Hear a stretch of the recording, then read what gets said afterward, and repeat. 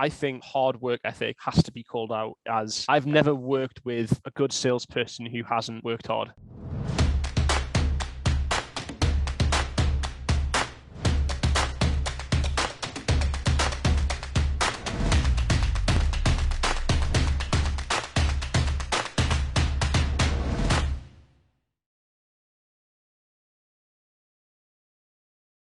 Richard, welcome to the Kluster Community blog. I'm really excited for this discussion on upskilling reps. But first of all, I'd like to start off with a bit about you. So, Richard, what is your story in sales up until this point? Oh, well, good to be here, Theo. And I think the story for me is probably very similar to a lot of people in sales. I went to university thinking I was going to be doing something in IT. I did a computer science degree and quite frankly failed at it. Got a pretty poor degree at the end of it, and realized with that becoming a developer or similar was not my path.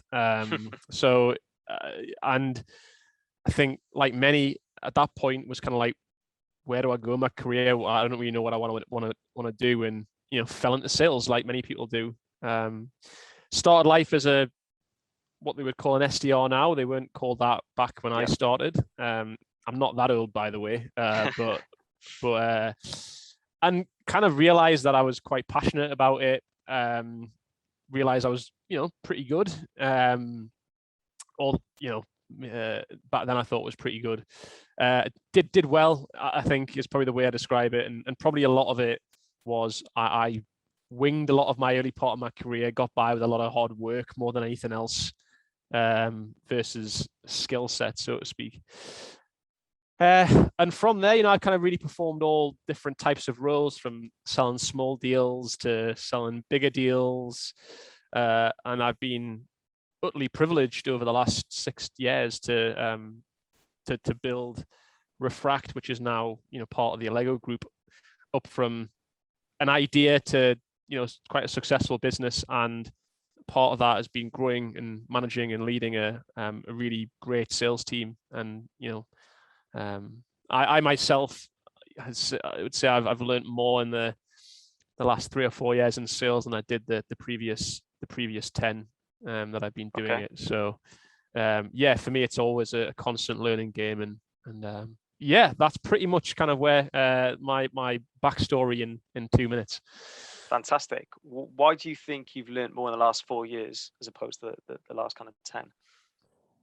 I think a lot of that was a lack of appreciation in my early part of my career for what true sales excellence actually is. It's not just being confident, having the gift of the gab and all that kind of nonsense that gets peddled.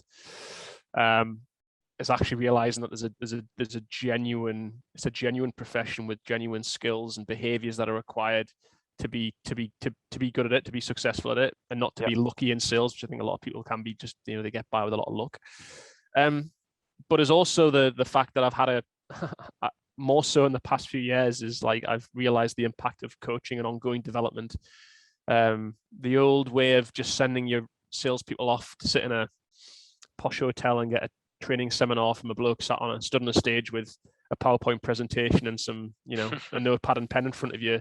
People don't learn that way in sales, and people learn by doing the job and getting coached, much like a golf player is constantly coached every day on improving their swing. So, and I think aside from that, Theo, is also just like the amount of time that I've invested personally in just learning. Like, as I study the profession, constantly, watching webinars, listen to podcasts, reading books, hearing people who've been there, done it, and see more than I have, and learned a lot through that process too. Fantastic. So you mentioned there that you work with reps. In your kind of time and experience, what would you say really defines an A player rep, the top of the top? Love this question. I think first of all, I think hard work ethic has to be called out, as I've never worked with a good salesperson who hasn't worked hard. Some people might immediately think, oh, here we go, another kind of like hustle porn sort of pitch where, you know, you've got to start your day at 4 a.m. and, you know, finish at midnight. And that's not the case. What I would say though is the people who do those extra hours are often the ones that are more successful. The ones who, you know, don't watch the clock, and as soon as 5 p.m. comes around, they're like, right, that's me done for the day. I think I've never seen anybody successful who has that kind of mindset. And I think the other side of it is people who are completely self-aware of their weaknesses. I think there's a lot of people in the profession who kind of feel that they've made it. Like, hey, I've smashed quota for the past 2 or 3 years, or I've got 10 years of experience. You know, we hear this a lot when we actually start selling to some sales teams, that they say, oh man, my sales team are really experienced, they're tenured guys, they wouldn't benefit from what you sell. And I just think, what sort of professional has that mindset? You know, if you actually spoke with any top class professional in any discipline, the best professionals all have coaches, because they always are looking for those big gains or marginal gains. So it's those people who have that kind of growth mentality. I also think it's people who are open to feedback. You know, they're not, their ego doesn't get in their way. They're constantly seeking out how to get better. And part of that is that they actually go looking for what the top performing salespeople are doing differently. That's quite a crucial point. Is that they look around and see, that person's having more success than I am right now, or that person's doing really well. What are they doing that's different? Because they probably will be doing things that are different. And it's having the nous and the desire to want to go and find that stuff out. Yeah. So I'd kind of, there's probably more to it, but I'd say there's some of the things that I've seen in my career of the people that that end up being really good salespeople. For sure. I think work ethics, you know, it's quite maybe a boring answer, but I think it's always the answer, really, you know. And I'm interested to see what you think of confidence in sales. Like the top reps have a hell of a lot of confidence, but do all the top reps have a lot of confidence? And how can people learn to be confident? Because confidence isn't, you know, something people are born with. So it's often a learned behavior, right? Yeah, this is an interesting one, because what breeds confidence in most things is usually doing well. Yes. You know, you do well for you do, like, I don't know. It's like when you think of like football players, like you get a striker who's on a goal scoring streak, and it's just like they go through those streaks where they can't stop scoring week after week. And it's like one of the reasons they're doing that happens is because of confidence. Confidence breeds competence and ability. But I guess on that basis, do the top reps often have the most confidence? Yes, albeit I think the top reps who are overly confident, it's a dangerous game to be in, because a lot of sales, believe it or not, is out of your control. You know, we can't make people buy. Everyone has at some point bad patches and tough spots in their career, and it's about the people who are kind of attuned to that they know that those bad spots could be around the corner. They could be next month, they could be next quarter, it could be next year, but they know that that's likely going to happen. And is the ability to not let those you've got those bad patches, is to not let that get you down in the dumps. Because I think a lot of the time, if you get stuck and wallow in your kind of like self-pity, it's really hard to kind of get yourself back to form. So it's a really interesting question, that. And but I would say that by nature the top salespeople are more confident, but I think it's also a dangerous game to be too confident in sales. Okay, I like that a lot. You mentioned reps going through, you know, difficult patches. If you had a rep on your team that was going through a difficult patch, misquotes this month and it wasn't looking great for the next month, what would your advice be to that person? Break it down into like the very fundamentals and basics for me, Richard, if you could. Well, I guess at a high level, as I've just mentioned, is that everybody has a bad patch in sales. I've had my fair share of bad patches. Yeah. It's real. Like, we're not all fortunate. There's very few people who just constantly, month after month, quarter after quarter, are constantly smashing out the park. I don't think that's a true reflection of what the world's really like.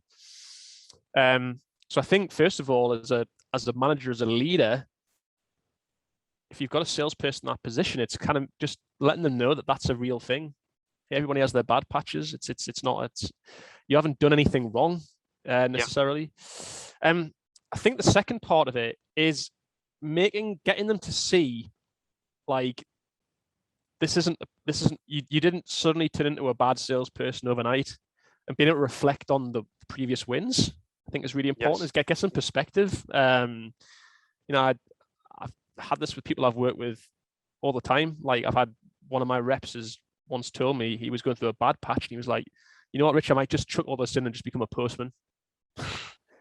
And actually, it was an emotional statement, but it just needed okay, let's just understand what you're saying, but let's reflect on what you've done. And obviously that's a different situation now. But I think whenever you're going through a bad patch, that the key thing is understanding, has anything fundamentally changed? And a lot of the time, it has. There are things which they're not being as thorough as they once were. They're not asking the right questions. They're not themselves in sales interactions. They're cutting corners. They're whatever that is. It's usually there's something that they're doing. Something has changed. But you have to be able to inspect that to understand and figure it out. Otherwise, it's just guesswork at the end of the day. So it's crucial that you invest that time in getting the answer to, has something changed? Are you doing things differently now than what you were before? And a lot of the time that just becomes analyzing what they're actually doing in those sales situations. The other side of it, I think it's important to call out as well, Theo, is that sometimes when people go through bad patches, it's not out of the question that some of that stuff might be impacted by what's going on in their personal life. Yeah. Some salespeople, everyone goes through, bad stuff in their personal life, and often that can bleed into their work. And as a result, they're less motivated, their head's less in the game, they're less driven.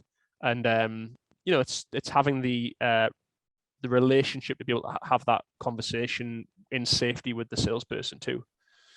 Yeah, and that's a great point you touched on there and touched on before as well, is this idea of self-reflection, which is one that maybe I haven't had too much of a think about in the past, in terms of good reps will always reflect on their performance and just personally daily, look at themselves in the mirror daily and go, okay, probably dropped the ball up.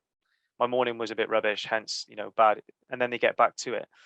I think it's such a key area. And I guess another question would be, we're on about A players here as well, and but how often does a real A player come along, do you think, Richard?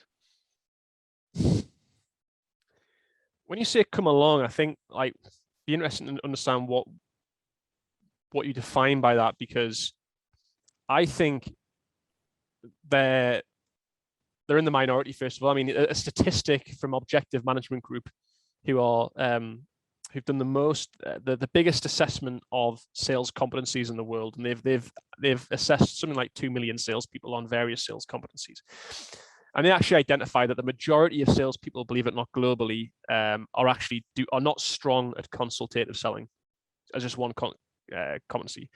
Okay. If you ask most salespeople, do you think you're a consultative seller? They'll probably say, yeah, I am. But actually, the data shows that the majority of salespeople aren't actually in reality.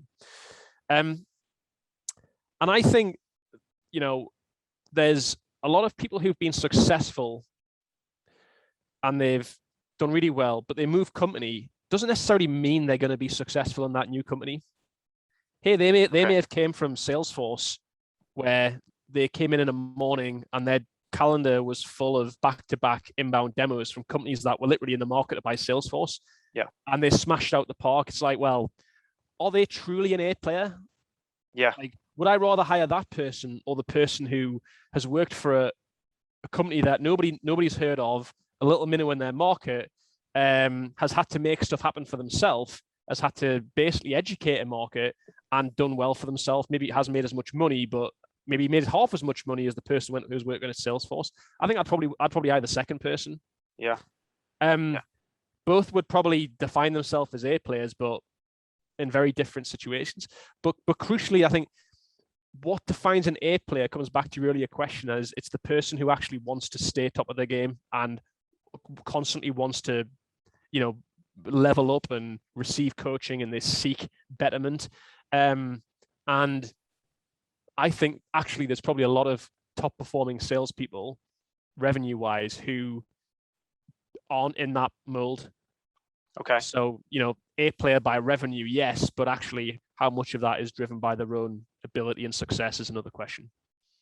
Interesting. So here we're kind of saying, I love that point as well about, you could be for a company that's like has got a brand name of like an A-star brand name. And then it's quite easy if you got inbound, you're dealing with inbounds all day. However, are you kind of saying it's more when we look at A players, you're measuring that the metric is the mentality, not necessarily the performance? I think it's both. Yeah. And I actually think the mentality drives performance. I mean, the ultimate goal is outcome at the end of the day. Like, why you hire any salesperson? You hire a salesperson because you want to drive more revenue. I guess my point was more around, just because someone's driven loads of revenue at a company and they come along and on the face of it they look like an A player, doesn't always tell the full story.